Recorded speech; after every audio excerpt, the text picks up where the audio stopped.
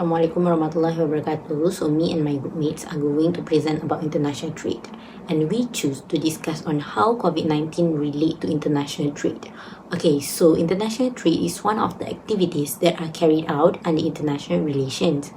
So international relation can be defined as a relationship between states that subjects on politics, safety, and also economics. So according to Hartman, international relation is a field of studies that focus upon the process by which states adjust their national interests with other states.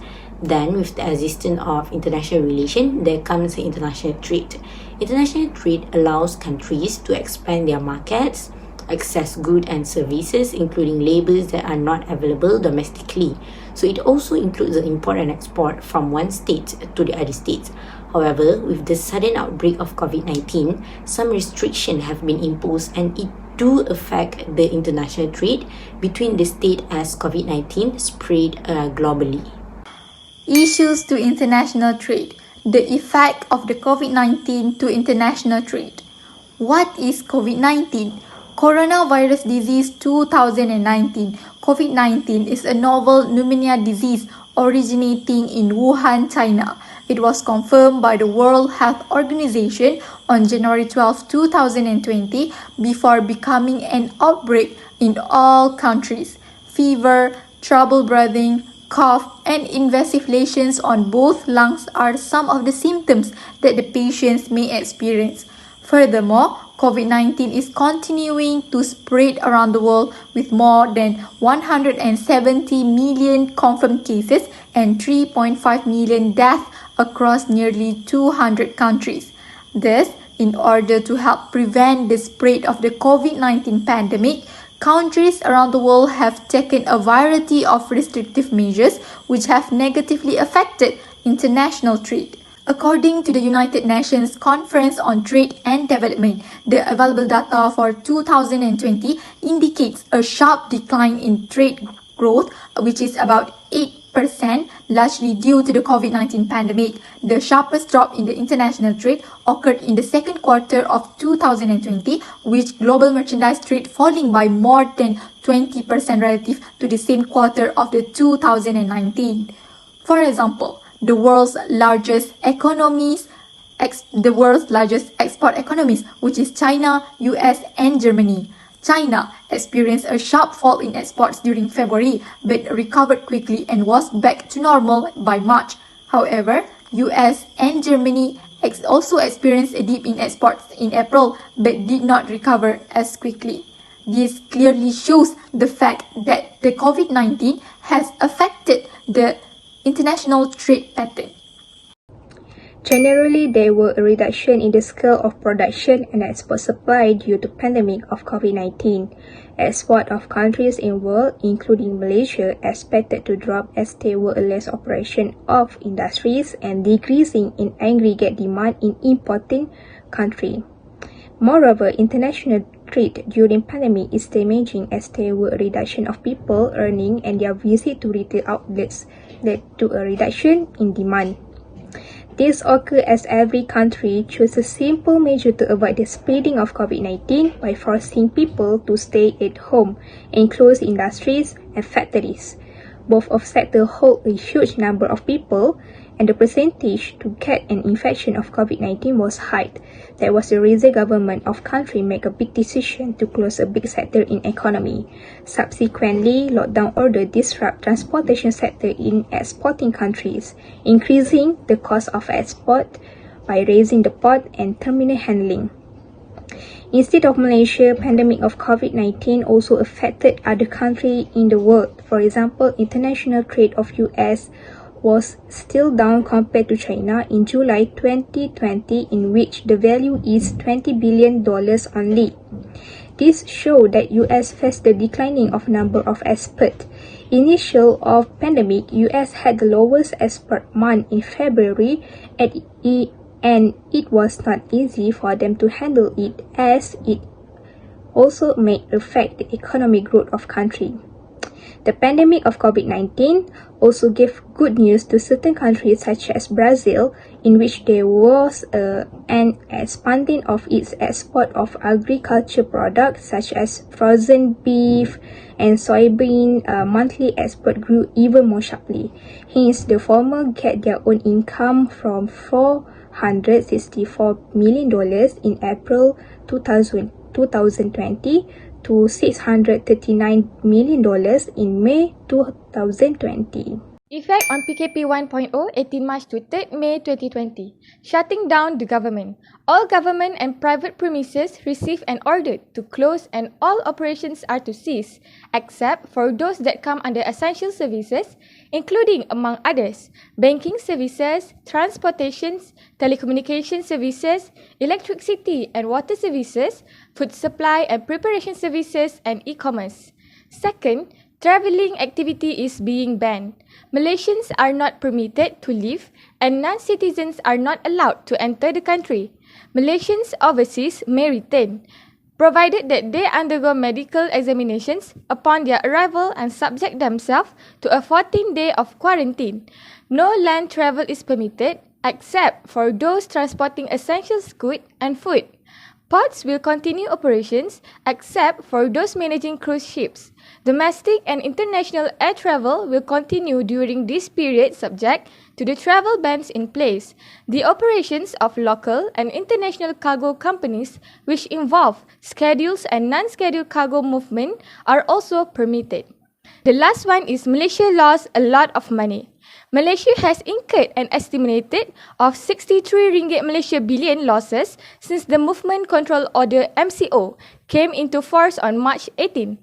According to the Tan Sri Muhyiddin Yassin, our Prime Minister, the country will incur another 35 billion losses if the MCO is extended for another month, bringing the total losses throughout the enforcement period to an estimated of 98 ringgit Malaysia billion.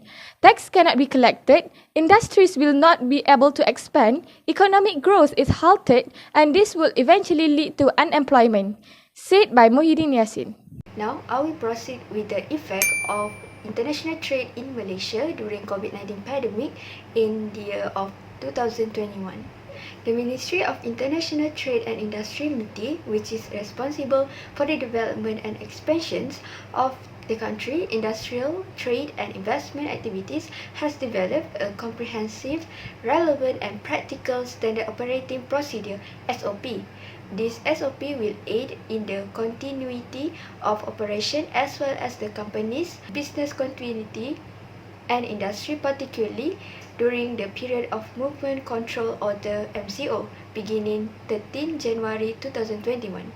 Malaysia's trade performance maintained its strong growth momentum in April 2021, outperformed March with another record of new height for trade, exports and imports monthly value.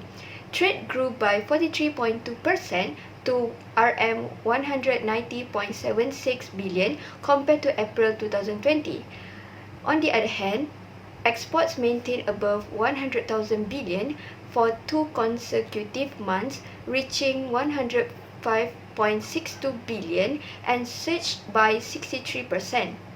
This is the fastest growth since February 1998 and the 8th consecutive month of year-on-year expansion since September 2020. Imports increased by 24.4% to 85.14 billion ringgit and trade surplus surged by 663.5%. Imports recorded double-digit growth for 3 consecutive months. On May 29, the government decided to implement the full closure of the social and economic sectors, or we call it as total lockdown, of the first phase nationwide for a period of 14 days from 1 to 14 June 2021. However, MITI is very concerned to the national economy by allowing and approving business needs to run as usual. So, Bismillahirrahmanirrahim. Assalamualaikum warahmatullahi wabarakatuh. My name is Khairul Rizam bin Abdul Jalil and I will discuss about our solution. So, firstly, OECD boosts confidence in trade and global markets by providing clear information. They give the transparency information to avoid fraud in the trade flowing. it is important to make an effort to give notification to the World Trade Organization, which is the WTO. OECD will share the current situation happen with other colleges to help policymakers make a good decision, build a monitoring and evaluation of agriculture's policy, which it will track and assessing the impact of country due to COVID-19. It will measure regarding to agriculture, food production and trade. OECD also gives information to agriculture market information system, which it also works with other international organizations and governments. The purpose is to ensure the accuracy and the latest information to market developments and country policies. Next, during the pandemic, China get into a trouble a lot, and there is several actions taken to keep global supply chains going, especially for essentials. For the medical supplies, China was given supply masks by some countries since China cannot handle the production to exporting other countries. After the crisis started to curve down, China increased the production of masks to around 166 million per day by the end of February 2021. They also removed barriers such as tariff, especially on medical goods, due to keep the goods move quickly as possible to ensure smooth customs procedures with limited human intervention.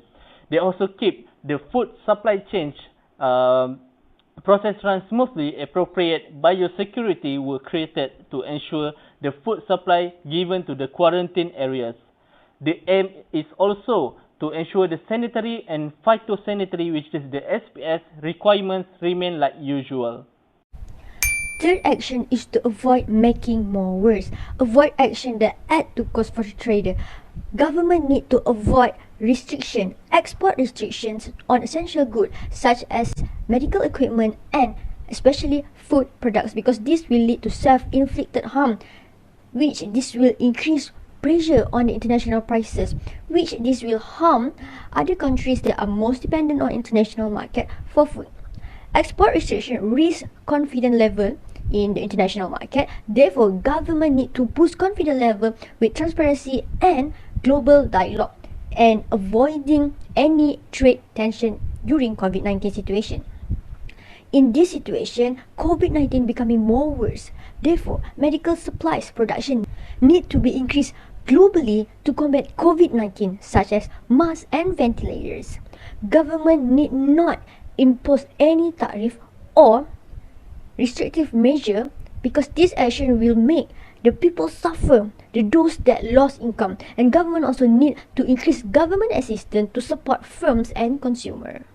Lastly, government must look beyond the immediate. Policy action now could have a long life. The OECD contribute to helping government ensure a recovery that is sustainable. As government in this crisis mode, there is a need to pay attention to the design of essential support.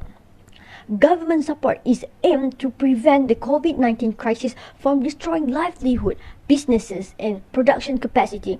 This leads effect on production level and global competition during pandemic. In addition, firms and government need to rethink resilience in global supply chains. The structure of global production supply chains need to be renationalized to reduce the risk from the global exposure and help ensure supply by making international agreement to build confidence that the trade will keep flowing to support the management of future pandemics. Agreements such as ensure transparency, cutting tariff on essential medical products, discipline on export restrictions, upfront investment in cooperative solutions, and addressing the needs of the most vulnerable countries. In conclusion, the outbreak of COVID-19 do have an impact towards each state and international trade. So some of the states are really affected by it, such as China and US, since they are the biggest trade states.